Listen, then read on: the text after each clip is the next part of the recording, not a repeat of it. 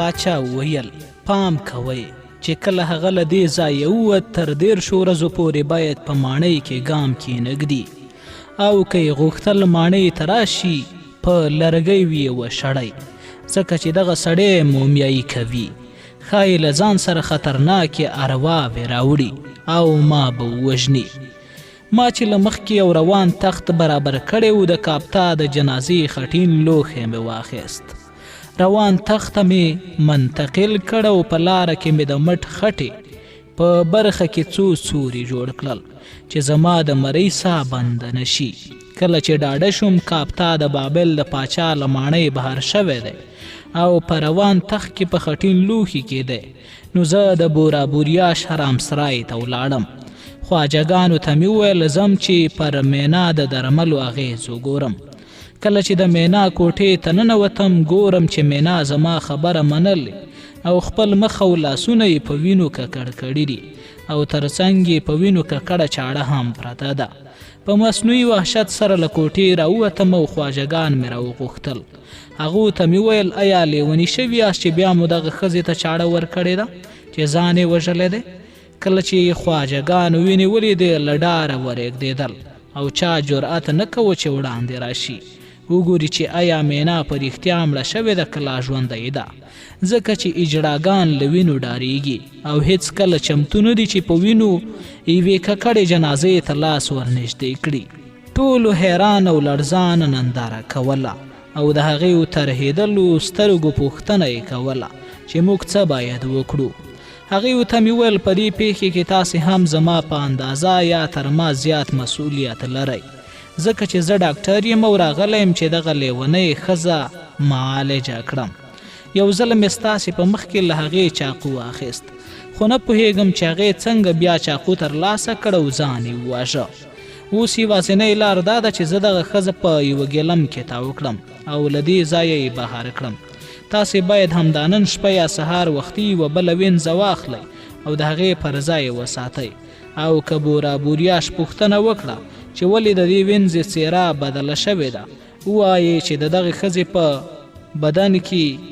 موزي ارواوې ننوتلې وې او څېره یې ورته بدله کړې ده اجړاګانو یو بل ته وکتل او ویې پوښتل موږ پیلز له کومه کړو چې وینځه پرې واخلو ومې ویل زه به د وینځې بیه درکړم او کله چې مو نوې وینځه واخیسته او حرام سرای ته مو راوسته هغه سینګار کړئ او دا ورزده کړئ چې څنګه د بورا بوریاش هرکلی وکړي زه باوري یم چې کله د بابل پاچا وګوري چې وینځه رام شوې دومره به خوشحاله شي چې د هغې د څېرې د بدلون فکر به ونه کړي بیا مې 2 ټوټې زر چې د یوې ښکلې وینځې د بیې 2 برابره کېدل اجړاګانو ته ورکړل هغې یو ګیلم راوړ او مینا مې په ګیلم کې تاو کړه له دې پرته چې د توضیحاتو لپاره معطل شم مینا مې په اوږه کړه او له حرام سرایه ووتم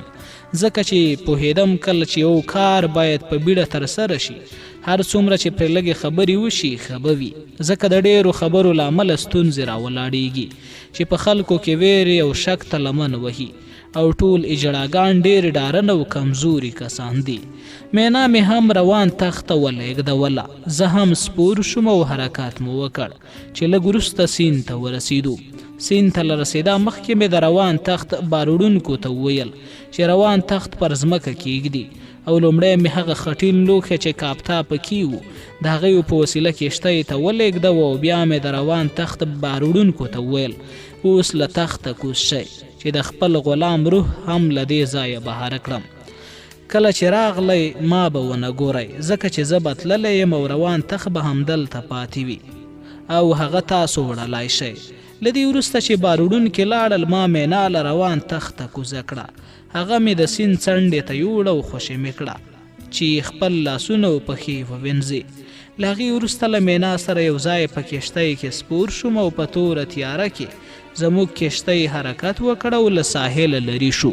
پارو وهونکي د مینا په لیدو حیران شول ځکه چې مخکې مې ورته ویلي چې خپله وینځه هم له ځان سره سفر ته بیایم هغه یو فکر کوه چې دا زما وینځه ده په دې ډول زه په یوې شپې کې له بابل ووتم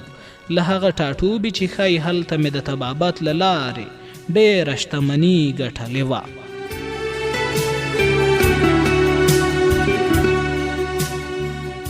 18 څپرکی میناو له بېهوشۍ څخه د کاپتا ویښېدل. کله چې له ښاره 2 ثمره لرې شو چې د بابل د ښار روښنایي مو نه لیدله،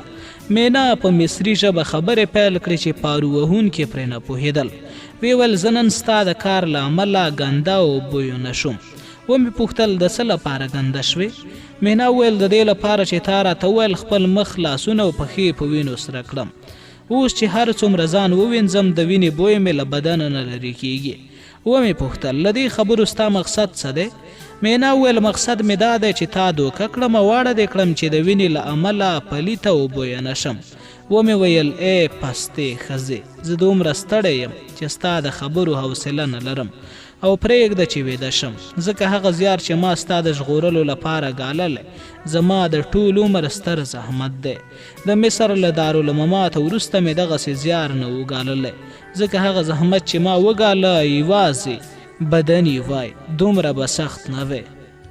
خو کله چې انسان د بدني زحمت ترڅنګ له روحي پلوه هم تکلیف وکړي نو بیا ډېر ستومانه کېږي او ما نن روحي او بدني دواړه زحمتونه ګاللی. پر دې سربیره ستا د ژغورنې لپاره ما ډېر مادي تاوان هم کړی دی، ځکه که ته نه وې له ما دې نه وی غوښتی چې تا وژغورم او له حرمسرایه دې وتښتوم. زه به څو ورځې وروسته د بابل د ستر ډاکټر په توګه د دغه هیواد د پاچا په ښي اړخ کې ناست وم او دومره سره او سپین به مې ترلاسه کړي ول چې دې ماکو ته ورته ماکو به هم نه شو وړلی. خو تا مجبور کړم چې له دې ګټې تیر شم او تا له بابله وتښتوم. هر کال به پر همدې ورځ یوه کڅوړه ایرې پر ځان اچوم چې په یاد ولرم چې نن زما د عمر یوه سپېره ورځ وه. مینا ویل که ته ما دومره سپېره بولې چې له امله یې په تا بدې ورځې راغلې نو ښه به دا وي چې زه ځان سیند ته واچوم چې زما له شره خلاص شي. له دې خبرې وروسته مینا وخوځېده چې ځان سمندر ته واچوي، خو ما ونیوله. ومې ویل مینا سره له دې چې ما نن ډېر تکلیف کړی او لوی تاوان مې زغملی، خو د ډاډګیرنې لپاره دغه وسیله لرم چې ته مې ژغورلی. که ته ځان اوبو ته واچوې نو زما بدبختي به ډېره شي، ځکه چې پوهه به شم له دې ټولو هڅو سره سره مې ته ونه ژغورلی. زه تا ته د مصر او بابل په ټولو خدایانو قسم درکوم چې له دې فکره تېره شه او ویده شه، او که خوب نه درځي په یوې څنډه کې کښېنه چې زه ویده شم. ښځه غلې شوه، د بیړۍ په یوې څنډه کې کښېناسته او ما هم پر خپل سر هغه ګلم چې مینا مې پکې تاو کړې وه راکش کړه چې ویده شم. سره له دې چې د پسرلي د فصل 14مه شپه وه او بلبلانو د سیند پر دواړو غاړو سندرې ویلې او د سیند په دواړو غاړو کې د لک لک اوازونه اورېدل کېدل، خو د شپې په مهال د اوبو د سر هوا سړه وه. له څو شېبو وروسته مینا هم تر ګلم لاندې راسره یو ځای شوه او وی ویل له دې کبله چې پوهېږم هوا سړه ده نو زړه مې غواړي ځان درنږدې کړم چې زما د بدن تودوخه دې ګرم کړي. زه د مینا په غږ سره ویده شوی وم. سهار چې له خوبه پاڅېدم احساس مې وکړی چې کښته یې ولاړه ده او حرکت نه کوي. پاڅېدم ګورم چې پارو وهونکي پارو نه وهي. ومې ویل ولې پارو نه وهئ؟ هغې وویل موږ له شپې تر سهاره پارو وهلی، اوس مو لاسونه د پارو د لرګیو په شان وچ شوي دي، ملاوې مو خوږېږي، نور پارو نه شو وهلی او باید ډوډۍ وخورو. دوی ویل هغه د سیند پر غاړه یو کلی لیدل کېږي، ولاړ شو له دې کلي څخه موږ ته غوښه او مستې راوړه چې ویې خورو او ماړه شو. ومې ویل اوس د ډوډۍ خوړلو وخت نه دی، زه به غرمه چې کوم کلي ته ورسېدو ستاسې لپاره خواړه برابر کړم او تاسې به ماړه شئ. ما تاسې ته ویل چې باید ډېر ژر ځان خپل پلرني ټاټوبي ته ورسوم. که تاسې دلته ډوډۍ وخورئ زموږ تګ به ټکنی شي. په دې هم پوهه شئ چې که زما امر ونه منئ نو زه چې یو پیاوړی کوډګر یم ټولې موزي ارواوې به وګمارم چې پر تاسې حمله وکړي او ستاسې د بدن غوښې ټوټه کړي او وبه مو خوري.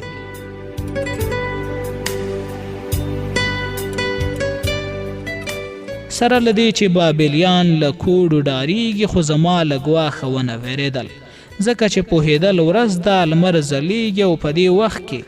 له موزي ارواو څوک نه ډارېږي. بیا مې واورېدل چې یوه پکې ویل هغه یو کس دی او موږ لس تنه یو، هر کار چې وغواړو په هغه یې کولی شو. کله چې بل پارو وهونکي دغه خبره واورېده خپل پارو یې پورته کړی چې ما په سر ووهي. خو په دې وخت کې د خټین لوښي له منځه زما د مرۍ کاپتا غږ پورته شو. پارو وهونکو فکر کوه چې په دغه لوښي کې زما د تره جنازه ده. کله چې پوه شول جنازه ژوندی شوې ده دومره وډار شول چې په یو بل پسې ځانونه اوبو ته واچول او ماکو نور پارو وهونکي نه درلودل. خو ما وکړی شول چې ماکو د سیند څنډې ته بوزم او هلته مې لنګر واچو چې د اوبو بهیر کښتۍ یونسي. مینا چې له خوبه پاڅېدله د سر ویښتان یې جوړول. زه یې په کتو ډېر خوشحاله شوم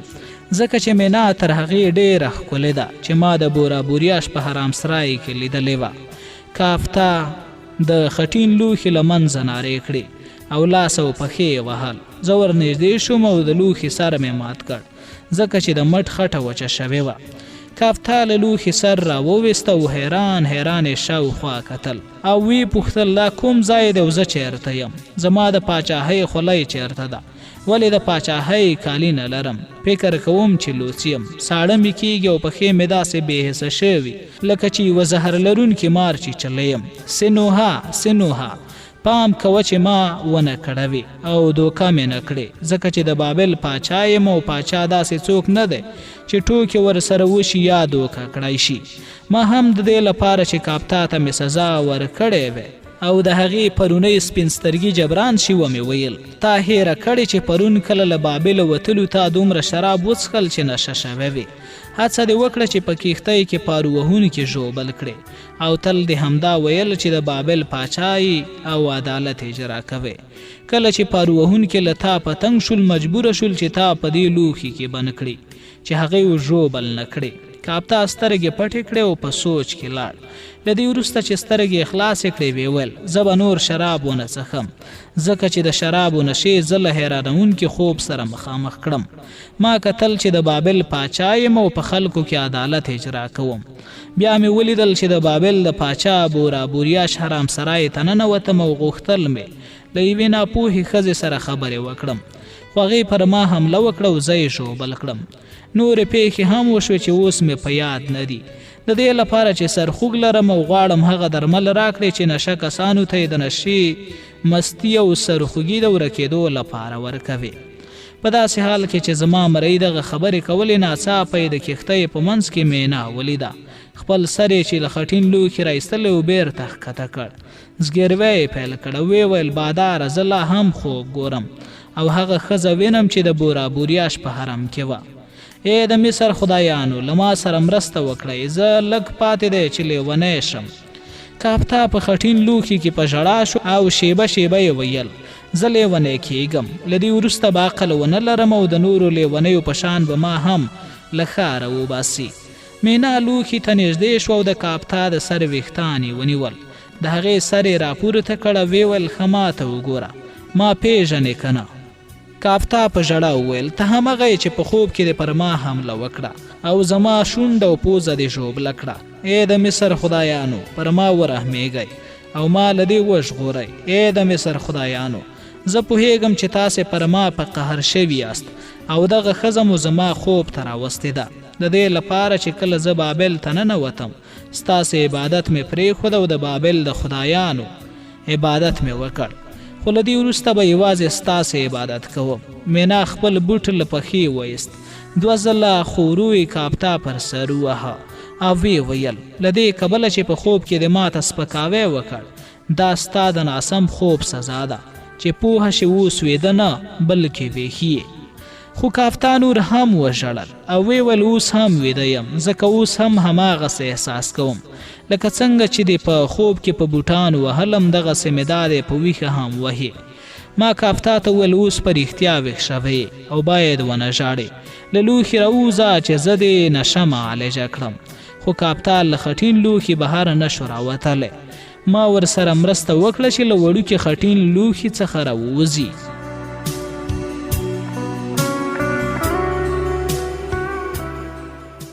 د دې لپاره چې له رګونو یې شراب ووځي هغې ته مې مسحل جولاب ورکړل ځکه له دې وروسته چې شرابي د نشې له اوږده خوبه راویښ شي نو د نشې د ختمولو اغېزمن درمل جولاب دي. د دې کبله چې زما مریا د شرابو له نشې پرته د افیمو نشی هم درلوده، نو د دې لپاره چې هغه د تاریاکو له اغېزو خلاص کړم، یو پړی مې د هغه پر ملا پورې وتړه او په سیند کې مې واچوه. زما مریا له دې وروسته چې د درملو اغېز څرګند شو د شرابو له نشې خلاص شو او وی ویل نور د سر درد نه احساسوم، خو داسې ښکاري چې لا سم له خوبه نه یم راویښ شوی، ځکه چې نور خوب هم راځي. پوه شوم چې خوب ته لیوالتیا یې د تاریاکو د نشې له امله ده چې ژر له منځه نه ځي او یوه موده پاتې وي. ما ورته وویل بله ورځ به د نن ورځې یوه ستونزه هم ونه لري او بیخي به معالجه شي، له دې کبله چې د دغې ښځې د سزا له امله او دغه راز زما د سپارښتنو د ستونزو له امله د ښه سزا لیدلې ده. زه ستا سپین سترګي بخم. کافتا وویل ایا ما ستا پر وړاندې سپین سترګي کړې ده؟ ومې ویل هو، ته پرون د ډېرو شرابو د نورو د ملنډو له امله چې پر تا یې وهلې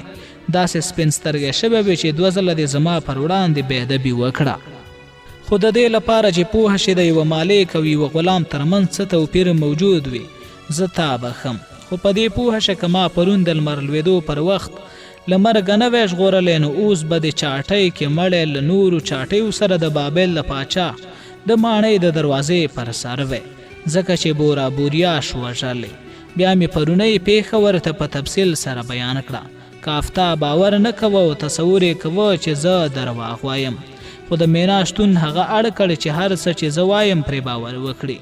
له دې وروسته چې هغه مې پوهه کړ پرون کوم خطر ورته متوجي و، مې ویل سره له دې چې موږ له بابله تښتېدلي یو، خو لا له دې ښاره دومره لرې شوي نه یو چې خپل ځان خوندي وبولو، او که د بابل پاچا موږ ونیسي نو د بابل له دیواله به مو سر په سړی راځوړند کړي. د دې کښتۍ پارو وهونکي هم تښتېدلي دي او موږ به له هغې پرته پارو ونه شو وهلی چې ځان د میتاني ټاټوبي ته ورسوو. ته چې زما مریا یې اوس باید یوه چاره ولټوې چې موږ ژر د بابل له ګاونډه هم لرې شو. خو له دې کبله چې موږ له پرون غرمې راهیسې څه نه دي خوړلي، خوړو ته اړتیا لرو. لاړ شه او له هغه لرې کلي څخه زموږ لپاره خواړه راوړه. د تګ او راتګ په وخت کې خپل عقل وکاروه چې موږ څه ډول تښتېدلی شو او ځان د بورا بوریاش له شر ژغورلی شو. کافتا د مسو له دوو کړیو سره ولاړ دی چې کله بیرته راستنېده پر اوږو یو بار را لېږده. ما ولیدل چې دوه منګي شراب او یوه اندازه خواړه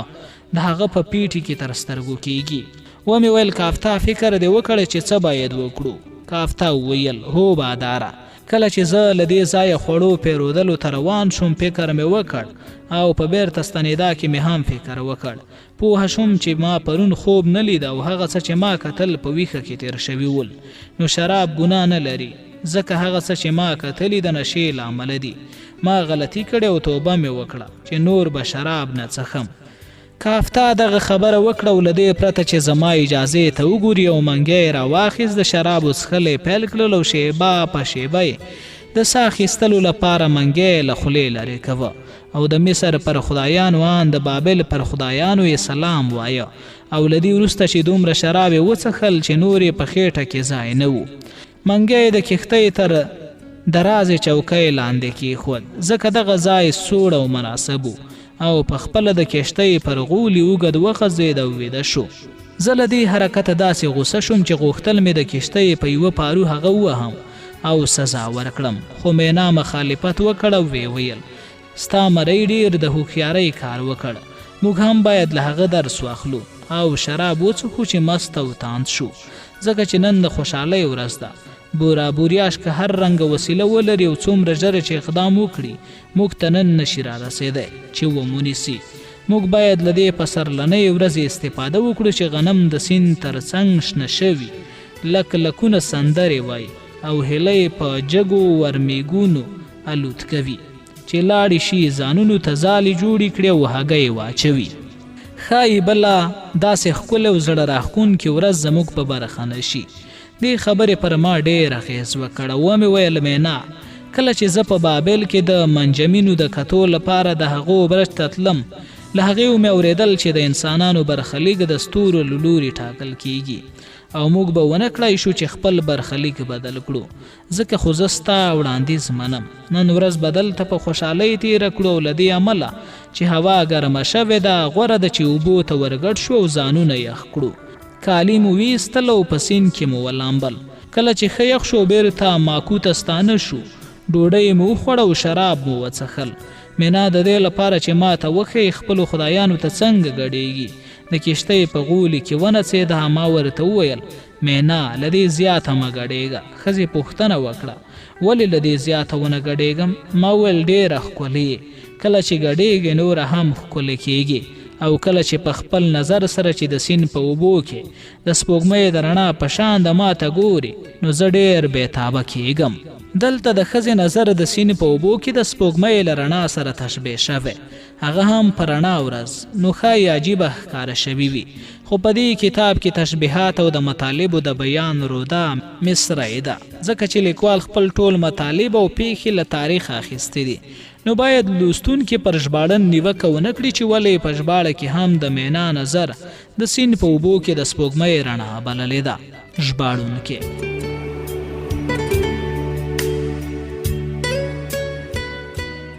خو زه نه غواړم چې یوې ښځې ته ووایم چې هغه زما خور ده ځکه چې یو ځل مې یوه ښځه خپله خور کړه او داسې بدمرغه کړم چې هیڅ مصری ډاکټر هومره نه دی بدبخته شوی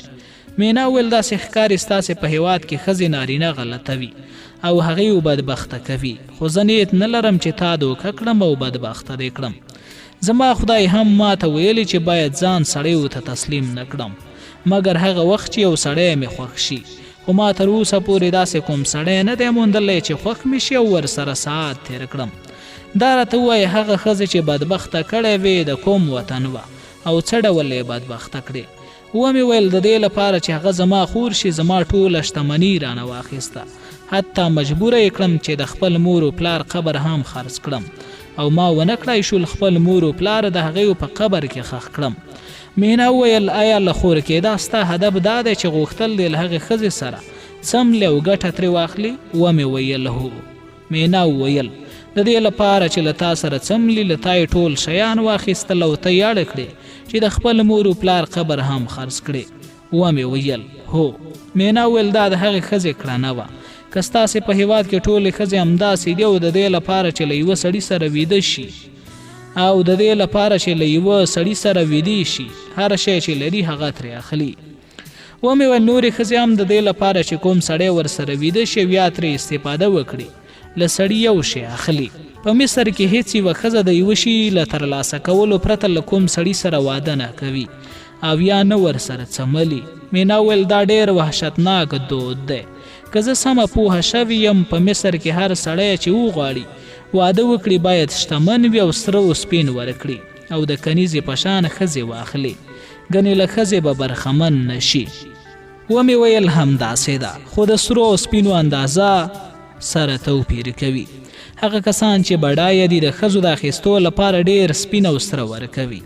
مینا ویل په دې ډول باید حیران نه شو چې ولې ټولې ځان پلورونکې ښځې له مصره راځي ځکه هلته چې د ښځې او میړه ژوند یا د هغې یو ځای کېدل په سرو او سپینو پورې تړاو لري تر هغې چې میړه سره او سپین ونه لري ښځه نشي کولی او تر هغې چې ښځه فلز ترلاسه نه کړي نارینه نشي پیدا کولی په دې حالات کې نارینه او ښځې له یو بل سره علاقه نه پیدا کوي یوازې له سرو سپینو سره دلچسپي لري او هر څوک چې ډېر فلز ورکړي ښځه خپل زړه هغې ته ورکوي خو زه د هغه ټاټوبي یم چې هلته نارینه او ښځې د فلز لپاره له یو بل سره نه څملي او هغه څه چې خدای وړیا ورکړي وي نه یې خرڅوي زموږ په هیواد کې هیڅکله داسې نه دي اورېدل شوي چې یوه ښځه د دې لپاره چې سړی له ځانه راضي کړي هغه له ژوند او هستۍ وغورځوي او حتی د مور و پلار قبر یې واخلي هلته چې کله سړي او ښځې یو بل خوښ کړل میړه او ماندې نه شي نه ښځه له سړي او نه سړی له ښځې څه غواړي او که ما ځان خپل خدای ته نه وی وقف کړی هر سړی چې ما غوښتی وی هغه به مې خوښ کړی و اوس چې ما ځان خدایانو ته وقف کړی بیا هم کولی شم هر سړی چې خوښ کړم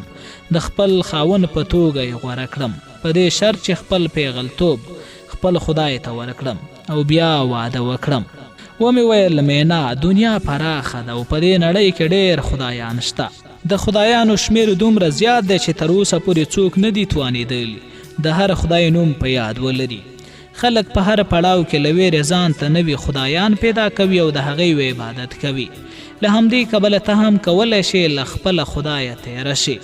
له ما سره هغه هیواد ته ولاړه شي چې هلته ستا خدای هیڅ قدرت ونه لري.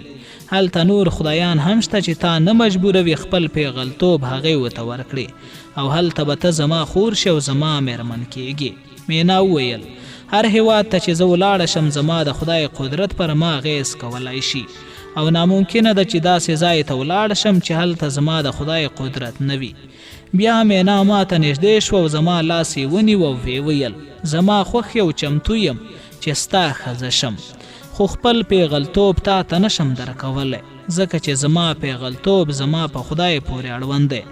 ومې ویل ګوره مینا دغه خبره چې ته یې کوې د نورو ښکلو ځوانو ښځو